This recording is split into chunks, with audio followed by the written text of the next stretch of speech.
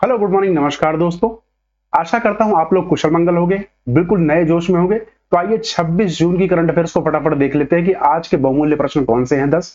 तो पहला प्रश्न है, इसरो ने हाल ही में तीसरी बार पुनः प्रयोज्य लॉन्च वाहन पुष्पक का सफलतापूर्वक परीक्षण कहाँ किया है। जगह पूछ रहे हैं कहां पे अभी हाल ही में इसका लॉन्च किया गया है। ए कर्नाटका, बी आंध्र प्रदेश, सी उड़ीसा या डी गोवा। इसका सही उत्तर है ए कर्नाटका में हाल ही में ही इसका परीक्षण हुआ है। कहां पर हुआ है? तो चित्रदुर्ग एक जगह है, वहां पर इसका परीक्षण हुआ है। ध्यान रखिएगा, ये प्रश्न आ सकता है कि कहां पे हुआ है। वहीं अगर बात करें तो इसरो का यह तीसरा और अंतिम पुनः प्रयोज्य परीक्षण यान स्वतः लैंडिंग मिशन, मतलब RLV लेक्स 3 इसका नाम था। अगर पूछा जाए इस मिशन का क्या नाम था तो RLV लेक्स 3, ये ध्यान रखिएगा। तो ये reusable launch vehicle autonomous landing mission इसका पूरा नाम था, ये आपको ध्यान रखना है।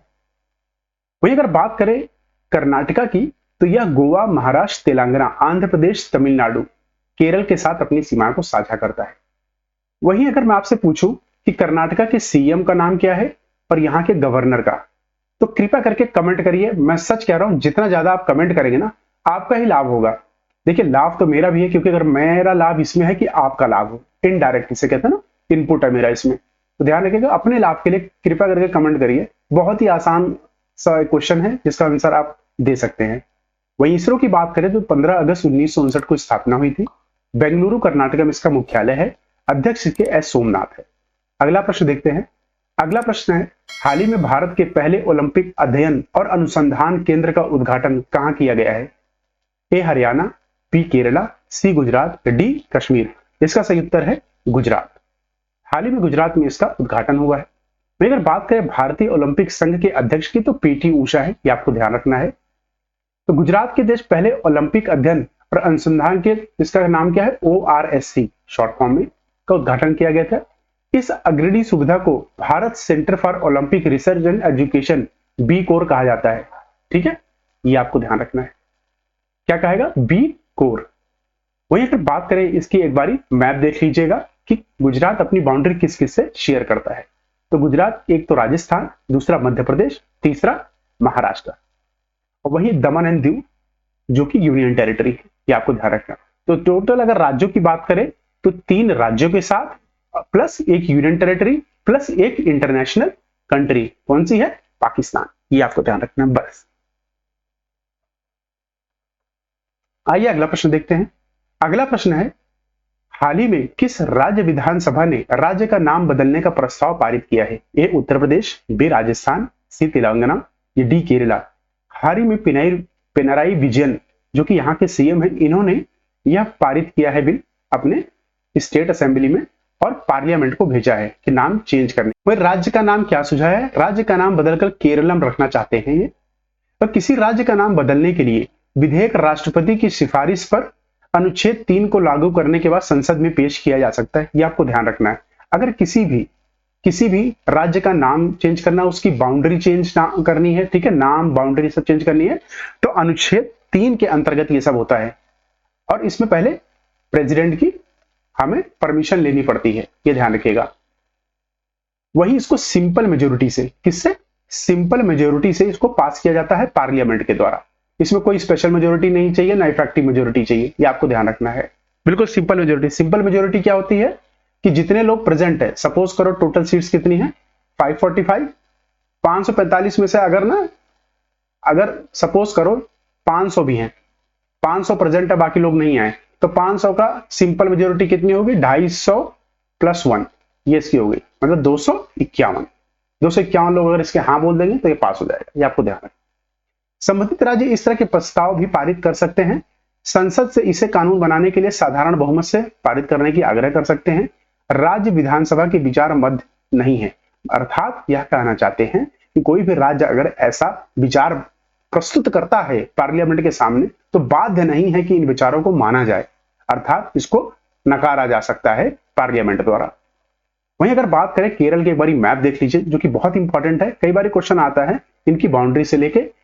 तो ध्यान रखिए, केरल अपने 2 ही राज्यों के साथ अपनी बाउंड्री शेयर करता है, एक तमिलनाडु, एक कर्नाटका, और एक यूनियन टेरिटरी। ये देखिए छोटा सा ये पार्ट जो है, ये पौंडुचेरी, ये ध्यान रखिए। वहीं इसकी कैपिटल है तिरुवनंतपुरम। यहाँ के सीएम कौन है? पिनराई विजयन। और बात करें यहाँ की गवर्नर की है, तो आरिफ मोहम्मद खान, आरिफ मोहम्मद खान, ये आपको ध्यान रखना। अगला प्रश्न है, हाले ओपन उपाधि 2024 किसने जीती? A Novak Djokovic, B Jannik Sinner, ये सी हर्बर्ट हरकाज, ये डी कार्लोस अल्काजार। इसका सही उत्तर है बी, जेनिक सिनर ने भी हाल ही में यह टाइटल जीता है। तो जेनिक सिनर कहां के प्लेयर हैं? तो ध्यान रखिए इटली के प्लेयर हैं, ठीक है, और वर्ल्ड के नंबर 1 प्लेयर है इस टाइम रैंकिंग में टेबल टेनिस की, आपको ध्यान रखना। वही बात करें कार्लोस अल्काजार की, तो हाल ही में इन्होंने फ्रेंच ओपन जीता था, आपको पता होगा। फ्रेंच ओपन का खिताब 2024 का सिंगल इन्होंने अपने नाम किया है। कहां के प्लेयर हैं? स्पेन। कहां के? स्पेन के, ये आपको ध्यान रखना है। इसी के साथ यह देख लीजिए, ये हैं हमारे जेनिक सिनर। वहीं अगर बात करें विश्व नंबर 1 जेनिक सिनर, जो कि इटली के प्लेयर हैं, फाइनल में ह्यूबर्ट हरकाज को इन्होंने हराया था। अच्छा, ये घास पे खेलने वाला ना पहला ग्रास कोर्ट, जिसमें 3-4 कोर्ट्स पे खेला जाता है, जो भी ये लॉन टेनिस होता है, तो उसमें ग्रास पर पहला खिताब जीता है इन्होंने। वहीं करियर का 14वां एकल खिताब जीता है, ये आपको ध्यान रखना है अगर पूछा जाए। वही हुआ कहां था ये संस्करण? तो हाले, जो कि जगह है जर्मनी में। एक बार इसकी लोकेशन आप देख लीजिए, यहाँ का फिजिकल मैप है, ठीक है। तो यहाँ कई बार पूछा एल्प्स माउंटेन कहाँ है, तो एल्प्स माउंटेन का ध्यान रखिएगा। और कई बार पूछ लिया जाता है कि यूरल माउंटेन्स एशिया और यूरोप को कौन अलग करता है, तो यूरल माउंटेन्स एशिया और यूरोप को, इधर आपका यूरोप है, ठीक है, इधर आपका यूरोप है, इधर आपका एशिया, रशिया वाला पार्ट ना, तो इसको कौन अलग करता है? Ural mountains. कई बार क्वेश्चन पूछ लिया जाता है इस पे। कई बार पूछा कॉकास माउंटेन्स कहां पर है, तो ध्यान रखिए यूरोप का पार्ट है ये, ठीक है। ये किसको? मिडिल ईस्ट को अलग करता है, किससे? यूरोप को। बस ऐसे ही देखिए, ऐसे ही क्वेश्चन बनते हैं। इंग्लिश चैनल देखिए किसके किसके बीच में, ये आपका यूके, ये आपका फ्रांस, इतना ध्यान रखना। आइए इसी के साथ इसका एक बारी मैप देख लेते हैं पॉलिटिकल। तो इसका पॉलिटिकल मैप में आप अगर देखेंगे तो ये है आपका फ्रांस, जैसे मैंने बताया, ये आपका यूके, ठीक है, ये आपका जर्मनी, ये आपका स्वीडन। तो कई बार ये प्रश्न आ जाते हैं कि इनकी कैपिटल्स पूछ जाते हैं, तो इनके कैपिटल एक बार जरूर ध्यान दिया। पेरिस है, यूनाइटेड किंगडम की कैपिटल, आयरलैंड की डबलिन, ये सब आपको देखना पड़ेगा, ठीक है, अच्छे से। वही इटली की कैपिटल रोम है, ये भी आपको ध्यान देना। आइए अगला प्रश्न देखते हैं। अगला प्रश्न है, राज्यसभा में सदन के नए नेता के रूप में किसे नियुक्त किया गया है? ए अमित शाह, बी जेपी नड्डा, सी मल्लिकार्जुन खड़गे, या डी राहुल गांधी। इसका सही उत्तर है जेपी नड्डा को। हाल ही में जेपी नड्डा को राज्यसभा के leader house of the member इनको इलेक्ट किया गया है। अगर मैं कहूं लोकसभा के लीडर कौन है, लोकसभा के लीडर कौन है, तो ध्यान रखिएगा लोकसभा के हाउस ऑफ लीडर कौन होते हैं इसका, तो पीएम मोदी, ये आपको ध्यान रखना है, ठीक है, पीएम मोदी। आइए इसी के साथ ये देख लेते हैं कि इसमें कांग्रेस अध्यक्ष मल्लिकार्जुन खड़गे राज्यसभा में विपक्ष के नेता, कई बार ये भी पूछा था विपक्ष के नेता कौन है, तो मल्लिकार्जुन खड़गे। अच्छा, कमेंट बॉक्स में बताइए लोकसभा में विपक्ष के नेता कौन है, ठीक है, लोकसभा में विपक्ष के नेता कौन है, नेता दल के अध्यक्ष कौन है। राज्यसभा में वर्तमान में 243 सदस्य हैं, जिनमें 233 निर्वाचित हैं और 10 मनोनीत सदस्य हैं। संवैधानिक सीमा के अनुसार उच्च सदन में सदस्यों की संख्या 250 से अधिक नहीं हो सकती। वहीं राष्ट्रपति शेष 12 सदस्यों को कला, साहित्य, विज्ञान और सामाजिक सेवाओं के क्षेत्र पर नामित करते। कई बार पूछा था कितने हैं ये, तो 1 कला, 2 साहित्य, 3 विज्ञान और 4था सामाजिक सेवा, या 4 यही होते हैं जिन पे प्रेसिडेंट नामित करता है इन चारों को।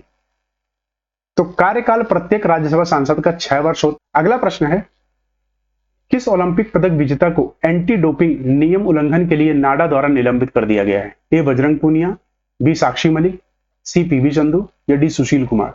ध्यान रखिए हाल ही में बजरंग पूनिया को इससे निलंबित कर दिया गया है, अब वो खेल नहीं पाएंगे और इसमें पेरिस ओलंपिक्स में भी वो भाग नहीं ले सकते। भारत की राष्ट्रीय डोपिंग रोधी एजेंसी भारत का राष्ट्रीय संगठन है जो अपनी सभी रूपों में खेलों में डोपिंग नियंत्रण, डोपिंग क्या होता है मतलब लोग ना अपने जैसे कि खेल को अच्छा बनाने के लिए ना बहुत सारे ड्रग्स का उपयोग करते हैं, ठीक है, नशीले पदार्थों का। तो उन नशीले पदार्थों का जो लोग उपयोग करते हैं ना, उनकी रोक लगाता है ये नाडा। तो वही है कि क्यों, क्योंकि अगर देखो अगर ये विदेश में खेलने जाएंगे ना, सपोज करो फ्रांस में खेलने चले गए, भाई पेरिस में हो रहा है और वहां पता चला कि इंडिया गए, तो इंडिया का नाम खराब होगा ना, तो इसलिए यहीं पर इनको सस्पेंड कर दिया जाता है। इसका गठन कब हुआ था नाडा का? था 2005 में हुआ था। अध्यक्ष इसके खेल मंत्री होते हैं। मैं इसीलिए यहाँ खेल मंत्री लिखा, बताइए कमेंट करिए कि हमारे खेल मंत्री कौन है, खेल मंत्री कौन है, ये कमेंट करिए। और यहाँ इसका मुख्यालय दिल्ली में है, आपको ध्यान रखना है। अगला प्रश्न है, हाल ही में भारतीय सेना ने खलूबर युद्ध स्मारक कहां खोला है? तो ध्यान रखिएगा, ए गुजरात, बी दिल्ली, सी लेह या डी लद्दाख। तो हाल ही में लद्दाख में यह खोला गया है, ये आपको ध्यान रखना है। तो लद्दाख में कारगिल युद्ध के नायकों को श्रद्धांजलि के रूप में इसको खोला गया है। यह आर्यन घाटी में स्थित है। अगर पूछा जाए कौन सी घाटी में, तो आर्यन घाटी। देश 26 जुलाई को कारगिल विजय दिवस की 25वीं वर्षगांठ मनाएगा। ये भी प्रश्न आ सकता है कि 25वीं वर्षगांठ कब है कारगिल की। कमेंट बॉक्स में बताइए कारगिल युद्ध कब हुआ था, 2001 या 1999 या 2002, बताइए। इसी के साथ एक बार इसका मैप जरूर देख लीजिएगा कि बहुत इंपॉर्टेंट है एग्जाम पॉइंट ऑफ व्यू से। क्यों? क्योंकि क्वेश्चन यहां से आ जाते हैं कई बारी कि गलवान वैली कहां है। तो गलवान वैली जैसी आ जाएगा ना कि गलवान वैली कहां है, तो सीधा आप अक्साई चीन आ जाना। अक्साई चीन ये वाला जो पार्ट होता है ना, इसको कहते हैं पूरा अक्साई चीन को कहते हैं। इस पर चाइना का कब्जा है, ठीक है, चाइना का कब्जा है इस पे, पूरा तरह चाइना ने कब्जा लिया है हमसे। ये है आपका अक्साई चीन। फिर लाइन ऑफ एक्चुअल कंट्रोल, जो ये सारी देख रहे हो ना, ये लाइन, ये जो पूरा, ये लाइन ऑफ एक्चुअल कंट्रोल कहते हैं, LAC जिसे बोलते हो आप। अब पाकिस्तान के साथ ये वाला जो पार्ट है ना, ये देखो ये लाइन की हुई है, ये और ये अंदर वाली लाइन, ये वाली जो जैसे जा रही है ना, ये वाली, इसे बोलते हैं LOC। तो OC कहां पर? POK के साथ है हमारी, और जब बात है LAC कहां है, तो अक्साई चीन के साथ है। इतना ध्यान रखें। सियाचिन ग्लेशियर देख लीजिए, पूछ लेता कहां, तो POK और अक्साई चीन के बीच में हमारा सियाचिन ग्लेशियर है। ये आपका लद्दाख है और यहीं पर ये खोला गया है। लद्दाख और जम्मू कश्मीर अब क्या है? Union territory. सब पहले एक हुआ करता था, सोचो। आइए अगला प्रश्न देखते हैं। अगला प्रश्न है, रतेल जल विद्युत परियोजना किस नदी पर है? बहुत इंपॉर्टेंट क्वेश्चन है। रिसेंटली क्या हुआ, इंडस वैली जो है ना, इंडस रिवर है, तो इंडस रिवर पे कुछ बांध बना रहा था इंडिया, अपनी परियोजनाएं जल विद्युत, उसके निरीक्षण के लिए पाकिस्तान से कई टीम आ गई है। रीजन क्या है टीम आने का? क्योंकि इंडस ट्रीटी के तहत हम ज्यादा पानी रोक नहीं सकते, तो चेक करने आए हैं कि कितना पानी इंडिया रोक रहा है। तो बांध बनाना वैसे ही देखो लीगल तो है कहीं, लेकिन ज्यादा अगर आप बांध बना देते हो नदी के प्रवाह को रोकने के लिए, तो इलीगल हो जाएगा, क्योंकि ट्रीटी आपने साइन कर रखी है ना, उसके लिए हम बाध्य हैं। तो बताइए किस नदी पे? ए इंडस, बी झेलम, सी चेनाब या डी रावी। तो चेनाब रिवर पे स्थित है, जो कि ट्रिब्यूटरी है किसकी? इंडस रिवर सिस्टम की। ये आपको ध्यान रखना है। वही अगर बात करें तो यह 850 मेगावाट, ध्यान रखिएगा, 850 मेगावाट की पनबिजली योजना है, जो जम्मू कश्मीर के किश्तवाड़ जिले में चिनाब नदी पर है। तो कई बार किश्तवाड़ डिस्ट्रिक्ट याद रखना है आपको। वो इसका अगर मैप देख ले तो एक बार बहुत इंपॉर्टेंट है। तो कैलाश ग्लेशियर से क्या निकलता है? ये आपकी इंडस रिवर निकलती है कैलाश ग्लेशियर से। वही मानसरोवर लेक, रकस लेक से आपकी सतलुज निकलती है, ये आपको ध्यान रखना है। अच्छा, आप मुझे बताइए चेनाब रिवर आपकी कहां से निकलती है? जैसे मैंने आपको बताया था ना, ये इंडस रिवर की ट्रिब्यूटरी है और जाके लास्ट में पंजाब होते हुए कहां बह जाती है? सीधा पाकिस्तान में। ये आपको ध्यान रखना है। अगला प्रश्न है, हाल ही में किस राज्य सरकार ने ओबीसी श्रेणी के लिए आरक्षण 15% से बढ़ाकर 27% कर दिया है? ए बिहार, बी हरियाणा, सी मध्य प्रदेश या डी उड़ीसा। इसका सही उत्तर है बी हरियाणा।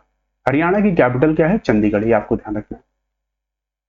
अच्छा, यहां के अगर मैं कहूं सीएम कौन है, बताइए यहां के सीएम कौन है? तो नायाब सिंह सैनी। कौन है? नायाब सिंह सैनी। गवर्नर कौन है? कमेंट बॉक्स में बताइए, कमेंट करिए। उसके बाद ये देखिए, आप अगर पूछा जाए कितने राज्यों के साथ हरियाणा अपनी बाउंड्री शेयर करता है, तो ध्यान रखिएगा, एक हिमाचल प्रदेश, दूसरा उत्तर प्रदेश, यहां दिल्ली, फिर पंजाब और यहां राजस्थान।